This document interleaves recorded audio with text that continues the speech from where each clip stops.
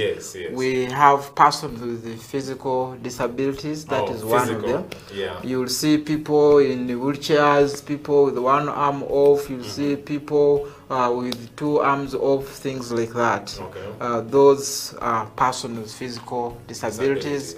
You also see people who are blind. There are those who are fully blind, those that are partial blind, those are subscribed to disability. We also have those that are deaf. Then we also have those that are deaf blind as well. Or deaf blind, both hearing and vision. Okay. Yes, those deaf blind. And we also have persons with albinism. That's another disability category. Then we also have persons with mental disabilities, who include those with intellectual and psychosocial disabilities. We have persons of little stature, otherwise referred to as little persons. We also have now persons with epilepsy. We also have persons with cerebral palsy. We have the hard of hearing persons. But basically, disability is an evolving concept.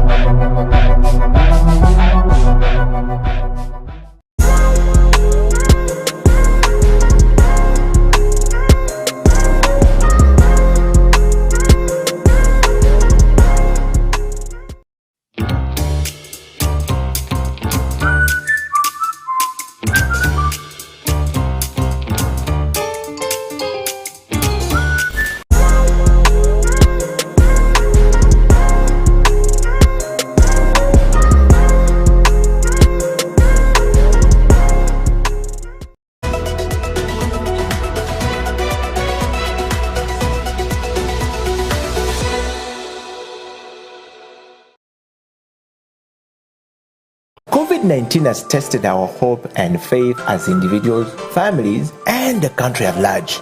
Besides destroying many aspects of our lives, the novel coronavirus has also affected our human rights in many ways. You and the Law, the COVID edition, is a 30-minute weekly television program that focuses on the impact of COVID-19 on human rights in Uganda. The program engages experts to explain the importance of rights-based approaches to the success of any public health response to ensure the respect, protection, and fulfillment of human rights amidst the challenges presented by COVID-19. You and the Law, the television program, brought to you by Legal Hub Uganda, taking the law to the last mile in proud association with I4C Africa Hub and House of Talent Television.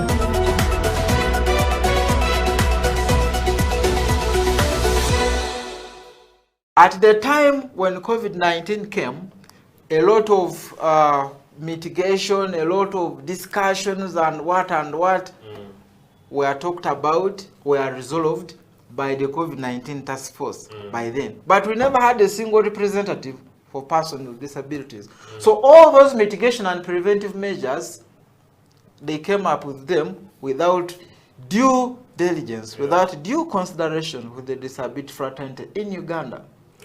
It is as a result of that that persons with disabilities continued struggling with this pandemic. I must tell you that even with the various updates, with the various updates, call them briefings on COVID-19, briefings on the various radios, on the various TVs, the disability fraternity was left behind.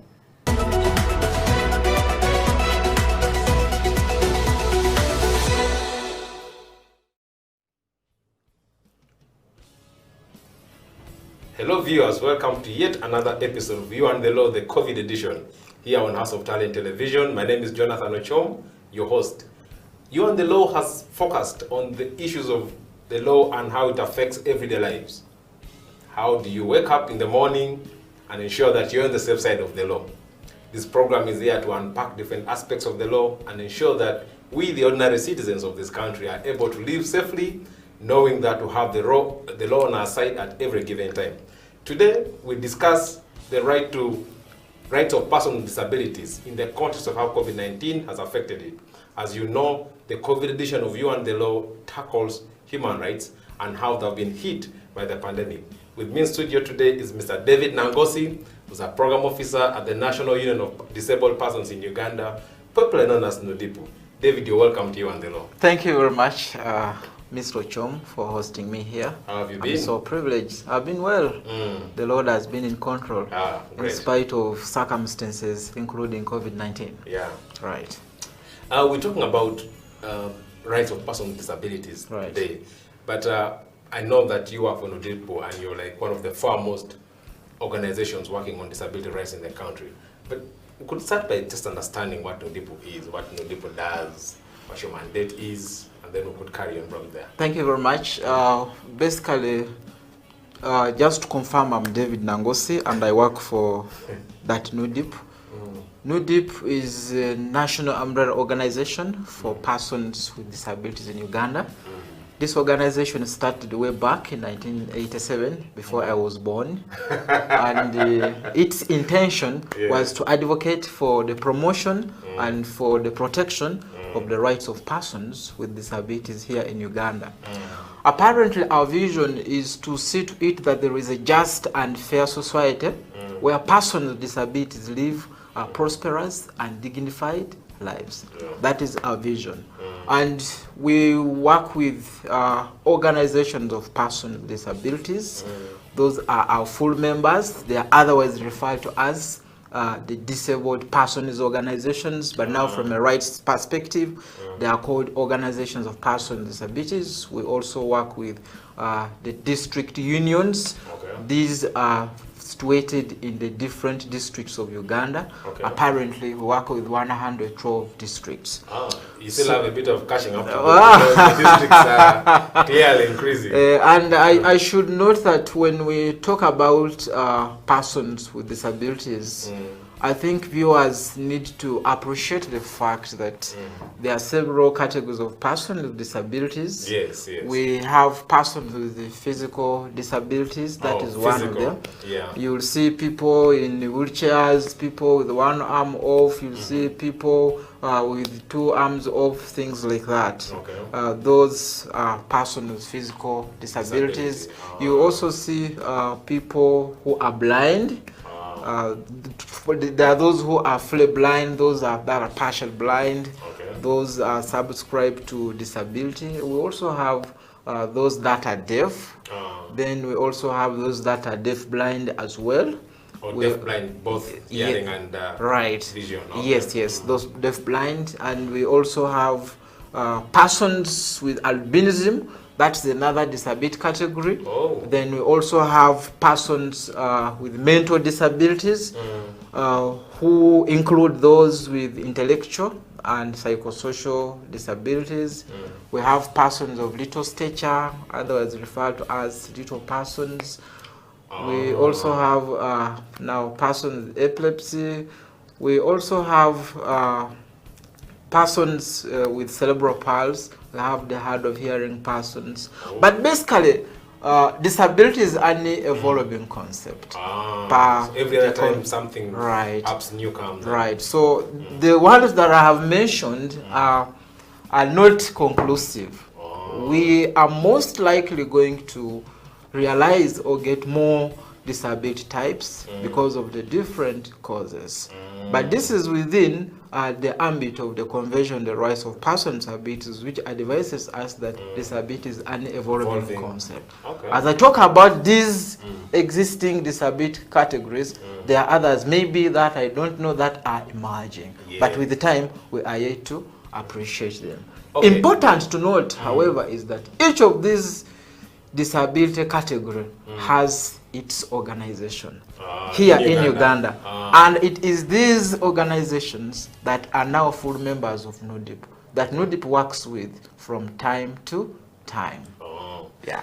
David, you've given so many illustrations of the different disabilities. Right. But how would we explain disability as a concept? As an example? What does it mean before we get an example? For example? Well, first of all, we need to appreciate the fact that persons with disabilities, when one asks you what they mean, the Convention on the Rights of Persons with Disabilities has advised us that these are people who have long-term physical, mental, there are those who have long-term physical, mental, intellectual, and social impairments, which interaction with other barriers hinders their full and effective participation in society on an equal basis with others. So you will see that there could be several barriers in society, and when persons with disabilities engage or interact with these barriers at the end of it all will affect their full and effective participation. And when I talk about the various barriers, I mean barriers including the physical barriers. This relates to the physical environment that must be very clear to our views. We have the physical structures that are not accessible to persons with disabilities. We have the physical structures without ramps. We have physical structures without electronic elevators. We have toilets that are constructed that do not, that are constructed that do not actually are accessible to persons with disabilities. Then we also have attitudinal barriers. That relates to generally attitude. How we perceive. How persons with disabilities are being perceived. And then we have communication barriers.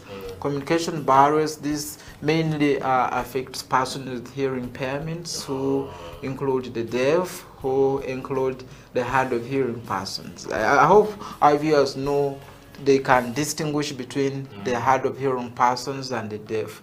Now, the deaf totally don't hear anything, but the hard of hearing persons, they are able to hear something. A little bit. Yes. So they need a device. Even the deaf persons also, they also have the hearing devices. David, yes, you've highlighted the plight, the challenges that persons with disabilities have in this country, the barriers, but also explain them. Yes. How about the law? Because now everything you're explaining as a concept needs for it to be enforceable. Yes. It needs to have some legal backing. So I'm thinking at the global, regional, national level, do you have any laws that speak to the rights of persons with disabilities? Yes, we do. Okay. I would like to state with certainty that Uganda is one of the countries that has registered progressive realization in the promotion and protection of the rights of persons with disabilities. And so there are legal frameworks that Uganda has ratified that are at the international level, that are at the regional level, and also those that are here at the national level. So when we talk about legal frameworks at the international level, we look at the several treaties that Uganda has ratified. But first, to begin with, we have the Universal Declaration of Human Rights. This provides for the universality of human rights without discrimination, and persons with disabilities are not discriminated therein, because rights are supposed to be promoted for all. But after that, we saw several treaties coming on board. There is a lot of history around that with the Geneva Conventions and all that. We saw treaties like the Convention Against Torture. We saw treaties like Convention on Rights of Children. We saw treaties like there are quite very many. The CEDAW, Convention on Elimination of All Forms of Discrimination Against Women, among others. Those treaties actually had limited provisions that relate to persons with disabilities. So later on, we saw the General Assembly coming up with a resolution that led to the coming into force of the Convention on the Rights of Persons with Disabilities. So on the international scene, apparently, we have the Convention on the Rights of Persons with Disabilities that Uganda ratified in 2008 together with its optional protocol. We are good at ratifying, So right? the convention specifically provides for disability. It clarifies the rights of persons with disabilities and provides the obligations that states, including Uganda, are supposed to respect and promote to ensure that the rights of persons with disabilities are promoted. Yes. And then also at the regional level, we have, of course, we have the Banjul Charter, that is commonly known as the African Charter on Human and People's Rights. Yes. It also has some provision that relate disability, but specifically we have the East African Policy on Disability, and that provides specifically for the rights of persons with disabilities at the East African level. And we also, I don't know that it has been enacted into law, the East African Persons with Disabilities Act. I need to establish further. Okay. But we also have the Marrakesh Treaty. Okay. The Marrakesh Treaty also provides for the rights of persons with disabilities, especially those with visual impairments, to access the published works. To access the published works. So persons with visual impairments are able to access the various published materials and print these in their own version, Like a in constitution, their own maybe. format. Things like that. So it provides access to published works by persons with visual impairments. Now that's as far as the African region, or South African region is concerned. But also here at the national level, I would like to recognize the fact that this country has done something to uplift the status of persons with disabilities by coming up with several enactments. First, beginning with the supreme law, which is our constitution. Okay. Our constitution has clearly provided for the rights of persons with disabilities. Look at Objective 16, that looks at the dignity for every person with disability to be respected, and it has gone further to provide for affirmative action for persons with disabilities and the Bill of Rights, and then it has also gone further to provide for the specific rights of persons with disabilities in Article 35, which Article 35 also has gone further to provide for specific laws to be made to guarantee the respect and the promotion of the rights of persons with disabilities. So on that note, we have specific disability laws in Uganda, whereas we have other general laws that have pro-disability provisions. The specific laws include now the Maybe Persons David, with Disabilities we Act. We can go for a break after. Oh, right. Yeah, after. At this point where you've explained the constitution, then we shall carry on with the other laws. Right. So viewers, you're watching You and the Law, the COVID edition here on House of Talent Television. My name is Jonathan Ochom, your host. Today we're discussing COVID-19 and how it has affected the rights of persons with disabilities. And with me in studio is Mr. David Nangosi, a program officer at NUDIPU. Let's go for a short break. We'll be right back.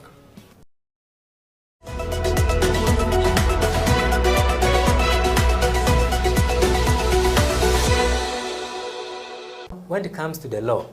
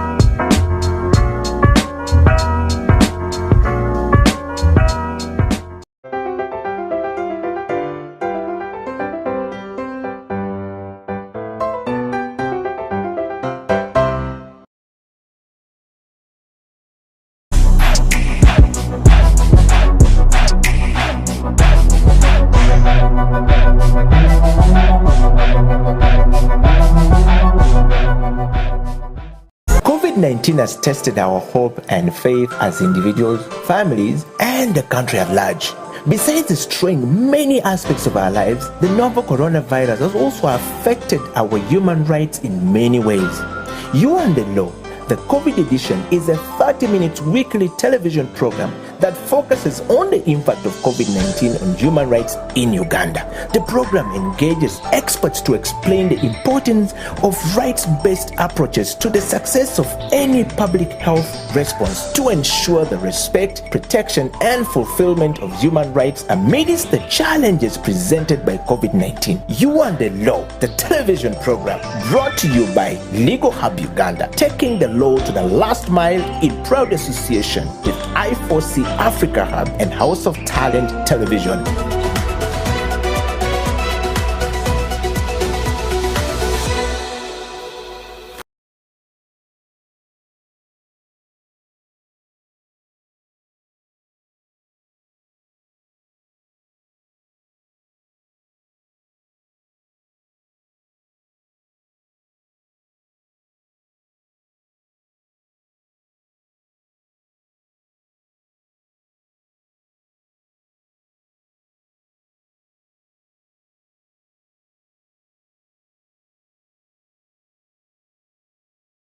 In the morning when they're driving to work, and the evening when they're driving back home. And at that point, someone is a bit anxious, going to work and coming back. So they basically want to listen to music. For example, and also human rights, if you're very religiously inclined, these are rights, you say, given by God. If you're not so religious, you say that they are my rights because I'm a human being. Because a human being has inherent worth, inborn worth, innate worth. Worth that is not external. Worth that once you're a human being, that's it, you have it. So once you're a human being, you're supposed to, you have privacy. Yeah. The shape of your private parts. What you do with them. That privacy you need to, it's yours by God's grace and by, Allah. Yeah, you are born with it, yes. Or Allah, or Buddha, or whoever you, spiritual anchor you have. And then also we have the Mental Health Act of 2018. Now this one replaced the Mental Health Treatment Act of 1964, which was derogatory in nature and had provisions therein that were not actually respectful or were not dignifying for the rights of persons with disabilities. We had connotations like insane, criminal things like terminology, that. which was So those actually were done away in the Mental Health Act of 2018.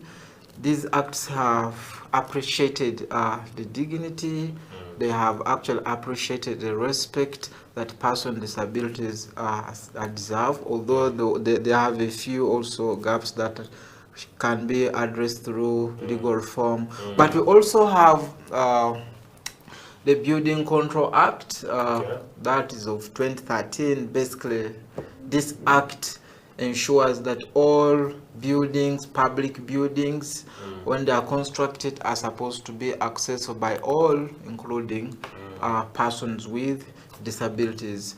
So basically, the legal framework for persons with disabilities in Uganda is favoring for persons with disabilities, but we only have to ensure that these frameworks are implemented, not them just being on government shelves. That is where the challenge is. We need to see to it that persons with disabilities, we need to see to it that different government officers are aware of the provisions enshrined in these legal frameworks in order for them to implement them and guarantee respect for the rights of persons with disabilities.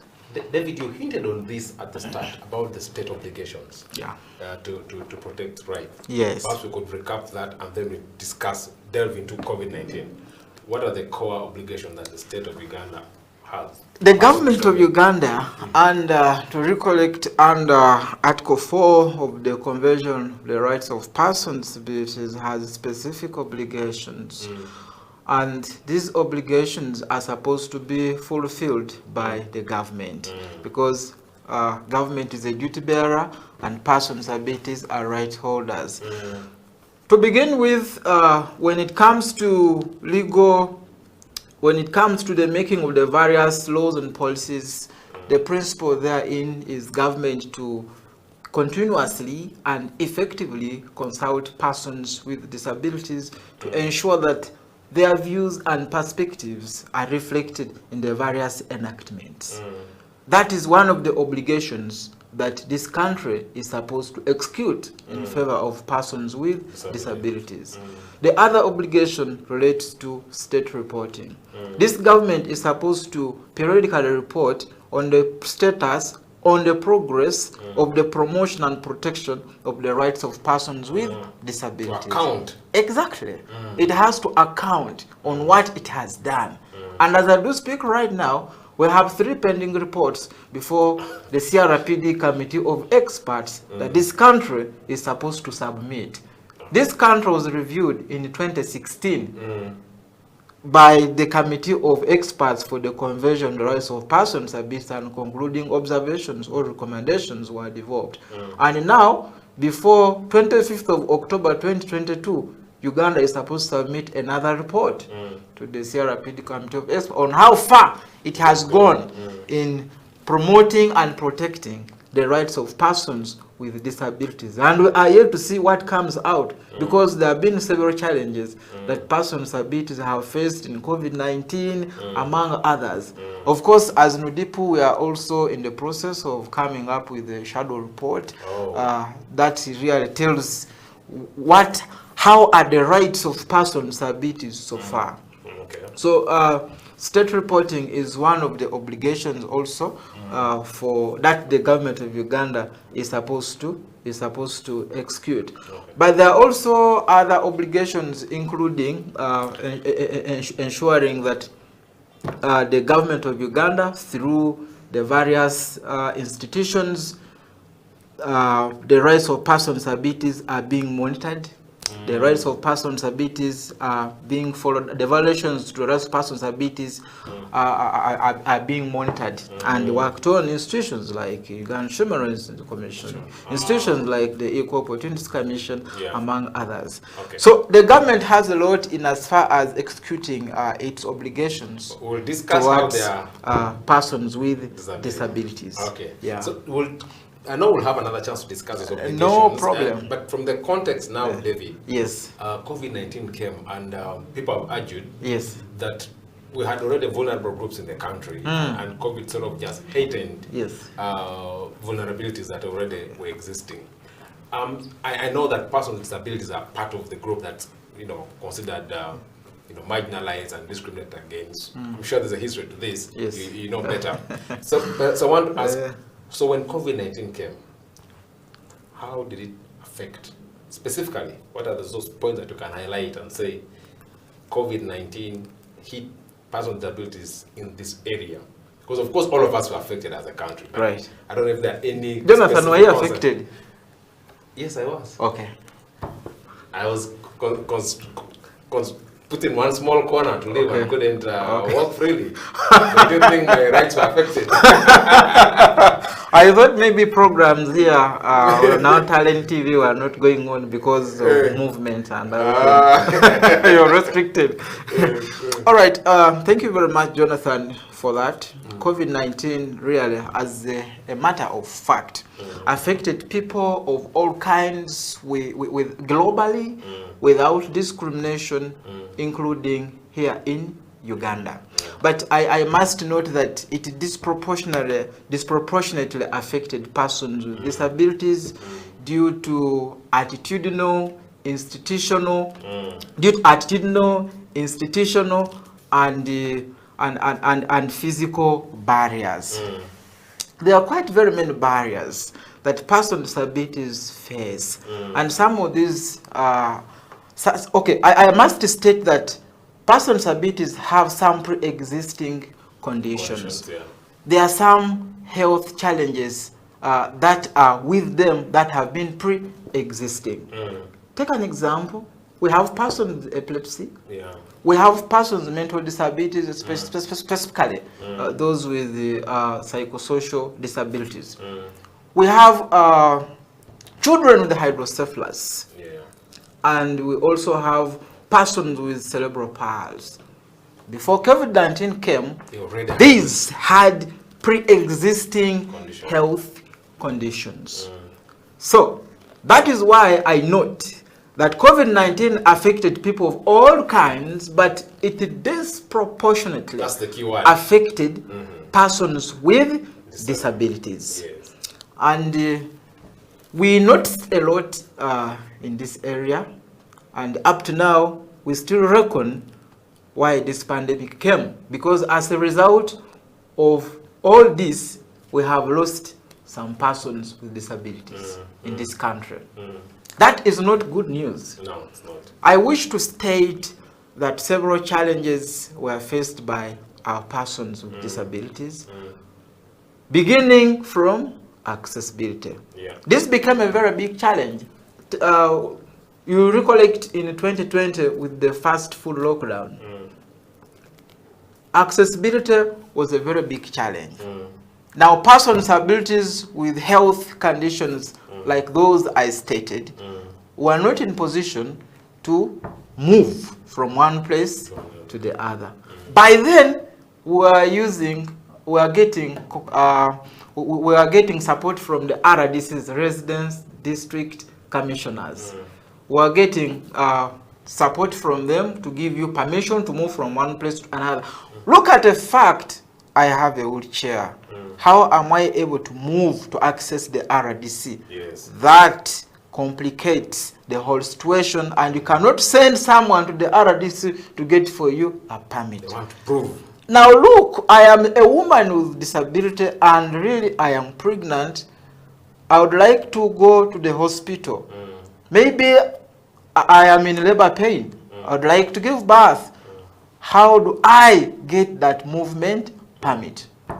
COVID-19 affected us disproportionately when it came to the area of accessibility, because we are not in position to move from one place to the other. We have persons with disabilities who are in the informal sector with some small businesses. We have the cobblers, we have those who sell tobacco, we have those who do pet jobs, you know. But these are able to use borders to move from one place to another. But in the full lockdown, they are not able to move, and their financial status was seriously affected. Yeah. Then when it comes to the area of health, that was so critical. Yeah. I talked about this earlier. Persons with psychosocial disabilities could face relapses because they were not in position to go to the hospitals to access these drugs. You all recall, full lockdown, getting transport is a nightmare. Yes. You get my point. We have persons with albinism. This person with albinism, according to source of the Union of Persons with Albinism, we have got a number of them are getting cancer in that period because they are not in position to be screened. They are not in position to access the necessary support. So the health sector, especially with regard to the health sector with regards to persons with albinism, was so a big challenge. And then the other aspect relates to persons with hydrocephalus, like I noted. These also were not in position to access the different drugs. Now, those psychosocial disabilities, the drugs they use are called olanzapine. So they are not in position to access these drugs on time. The other relates to representation. That was also a big challenge. It is one of the principles enshrined in the Convention on the Rights of Persons with Disabilities that persons with disabilities are supposed to be represented in. They are supposed to, their voices are supposed to be heard in each and everything. That is the principle of consultation, full and effective participation. At the time when COVID-19 came, a lot of mitigation, a lot of discussions and what were talked about, were resolved by the COVID-19 task force by then. But we never had a single representative for persons with disabilities. So all those mitigation and preventive measures, they came up with them without due diligence, without due consideration with the disability fraternity in Uganda. It is as a result of that that persons with disabilities continued struggling with this pandemic. Yeah. I must tell you that even with the various updates, with the various updates, call them briefings on COVID-19, Yes, yes. briefings Yeah. on the various radios, on the various TVs, yeah. the disability fraternity was left behind. I think I was We sign have- language interpreter. We have the constituency of the hearing impairments, persons with hearing impairments, the deaf. You could see in certain, actually, oftentimes, the Minister of Health was there making briefings. Mr. President was there making briefings. But those with hearing impairments were not following. What does it mean? Yeah. They cannot follow what is going on. They are continuing to do the opposite. They are in their world. And communication challenge was a very big challenge that persons with disabilities faced. Yeah. For example, in Agago district, for me, I speak with facts. One, Yes. Oroya Wills, by then a person with hearing impairment, a deaf young man. This guy was found at 9 p.m. I have just forgotten the date. Was found at 9 p.m. Going back home. But he was asked by the LDU guys, where are you going? Who are you? He could not hear who was behind and exactly what was being asked. So he just continued. Shortly, he was shot in his left leg. And at the end of it all, this man's leg was amputated, to cut the whole story short. David, that's a very... It is challenging. It's a very sad story. It is a very sad story. Yeah, let's go for a break, and then we'll take on from there to try to project the future, see how do we handle this moving forward. Right, Viewers, you're watching You and the Law, the COVID edition. Today we're discussing the impacts of COVID-19 on persons with disabilities. Let's go for a short break. We'll be right back. Thank you.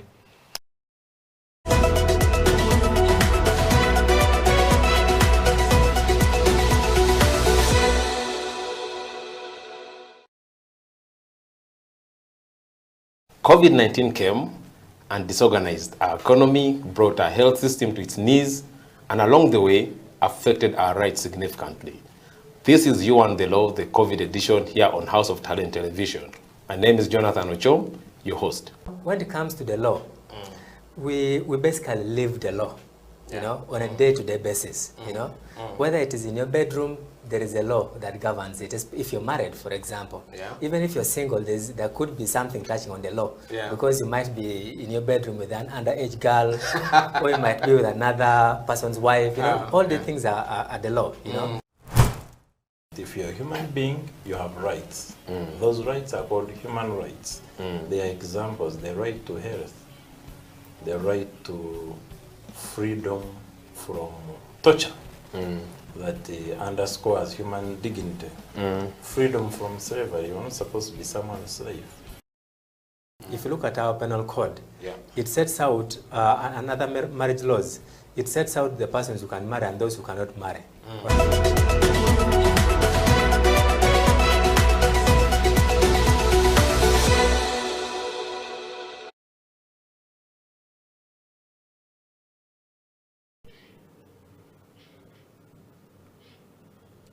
Welcome back from the break. This is You and the Law, the COVID edition, here on House of Talent Television, and today we're discussing COVID-19 and its effects on the rights of persons with disabilities.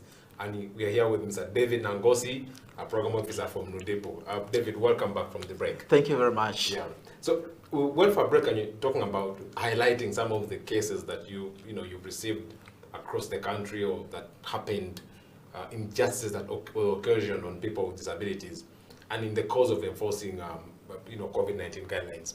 But I also want to ask you now, David, what do you think worked in terms of the interventions government of Uganda put? Are there those that you think were responsive to the needs of persons with disabilities? Progressively, NUDIPU advocated for disability inclusion in the various mitigation and preventive measures for COVID-19. And in the first instance, we received we got a representative for persons with disabilities on the COVID-19 task force.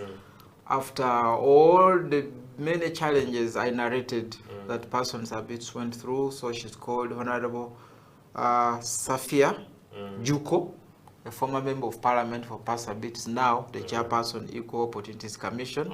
So she has been there representing us, and as a result of our advocacy as NUDIPU, together with organizations of persons with disabilities in this country, working together with the district unions and the political leaders for persons with disabilities, we progressively got some representatives of persons with disabilities in the various districts, being representing persons with disabilities on the district task forces to ensure that the views of persons with disabilities are being taken on, are being appreciated by the district task forces. So for me, that is a plus. And then the other aspect is we got some support from some donors like Christian Blind Mission.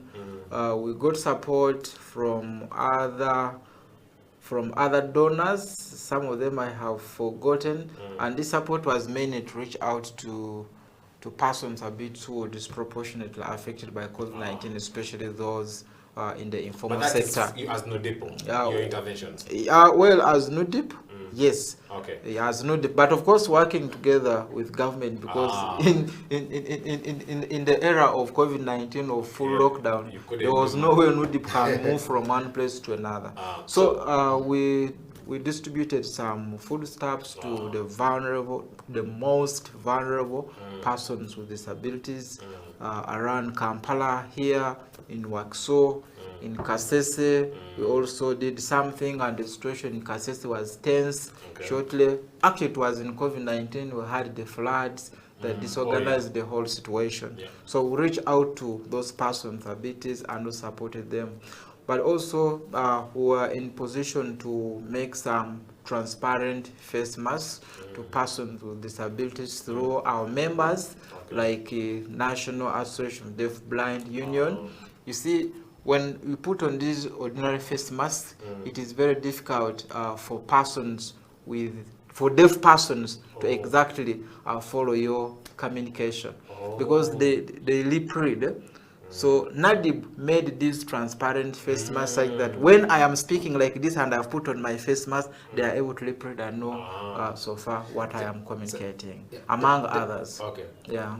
Excellent work. I really commend you. So, David, we need to then move ahead. Please. How do we, and as we come to the end of the program, how do we prepare the country better for a future scenario like this? I mean, we're not wishing that it happens, but you can't be sure. If we find ourselves in a similar situation 5-10 years from now, how best can we protect the rights of persons with disabilities? What were those 2, 3, 5 action points that you would push forward as NUDIPU to ensure that persons with disabilities are protected during pandemics like this? With the lessons that so far we have learned, the challenges that we have gone through, we need to prepare for better in future.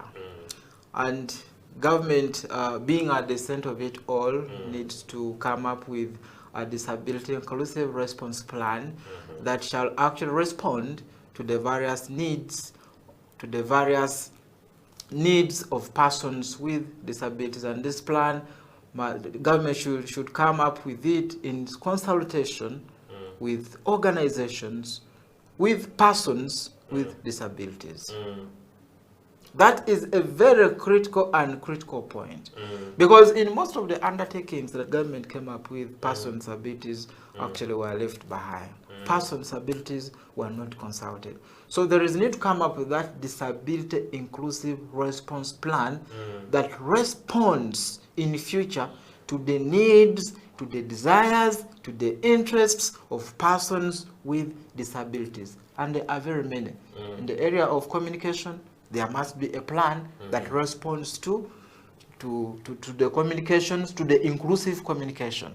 In the area of food relief, there must be a plan that responds to persons with disabilities who are so vulnerable. And that means there must be a plan of also capturing disability disaggregated data.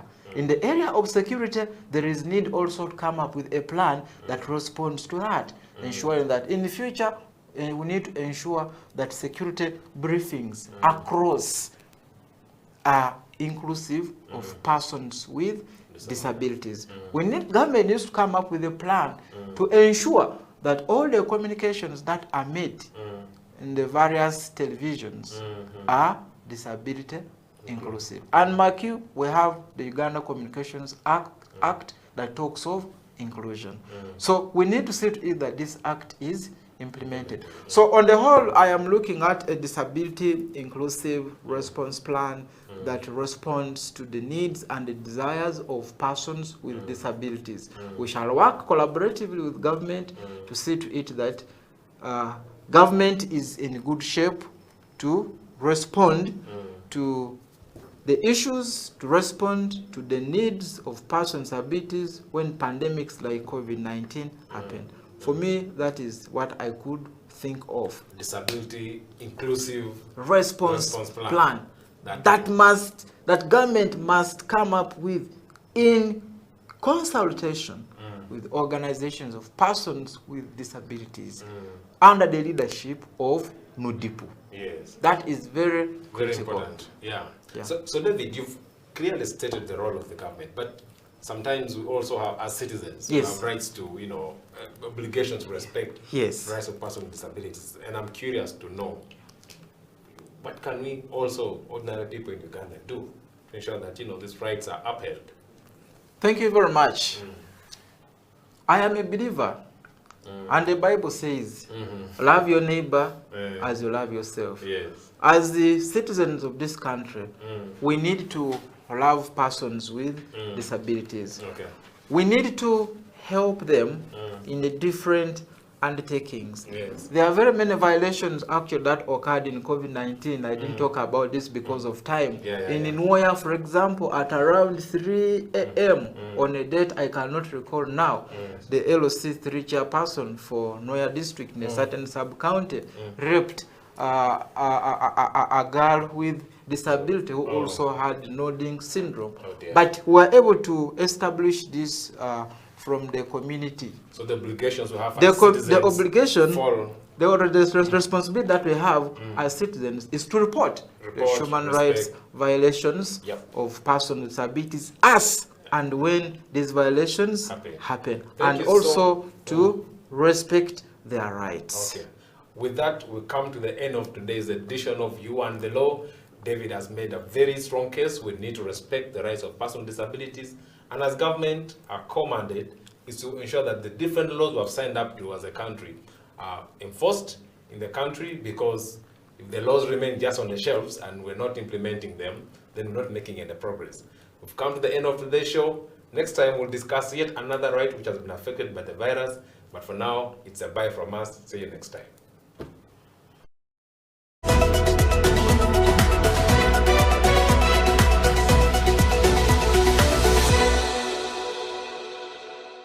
COVID-19 has tested our hope and faith as individuals, families, and the country at large. Besides destroying many aspects of our lives, the novel coronavirus has also affected our human rights in many ways. You and the Law, the COVID edition, is a 30-minute weekly television program that focuses on the impact of COVID-19 on human rights in Uganda. The program engages experts to explain the importance of rights-based approaches to the success of any public health response to ensure the respect, protection, and fulfillment of human rights amidst the challenges presented by COVID-19. You and the Law, the television program, brought to you by Legal Hub Uganda, taking the law to the last mile in proud association with I4C Africa Hub and House of Talent Television.